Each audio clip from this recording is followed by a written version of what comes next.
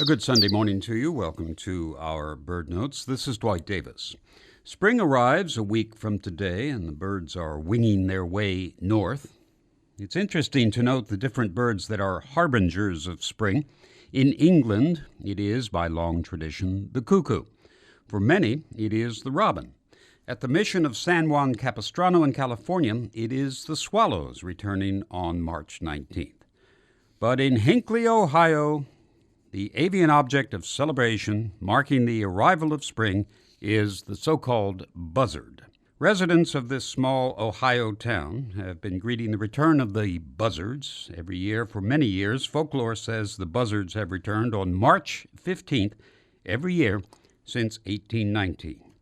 People get dressed up in buzzard hats and buzzard vests and all sorts of things to greet the birds as they return from their winter quarters in the Great Smoky Mountains. The swallows of Capistrano may be more romantic to the extent of inspiring a song, but the buzzards are just as punctual. The word buzzard up to this point has been in quotation marks. The birds we're actually talking about here are vultures, turkey vultures to be specific, and we'll try to sort out the names this morning, more etymology than ornithology perhaps. In the beginning, in England, the broad-winged hawks, the butios, were called buzzards. Butios are related to eagles, have chunky bodies, broad wings, and broad tails. In England, these include the buzzard, the long-legged buzzard, the rough-legged buzzard, the latter called the rough-legged hawk in this country. Early settlers in America, while they may have been intrepid pioneers, were not trained ornithologists. So when they saw a large soaring bird in the sky, they dubbed it a buzzard. The bird to which they attached the name was the turkey vulture. Not at all a buteo hawk or a buzzard, actually.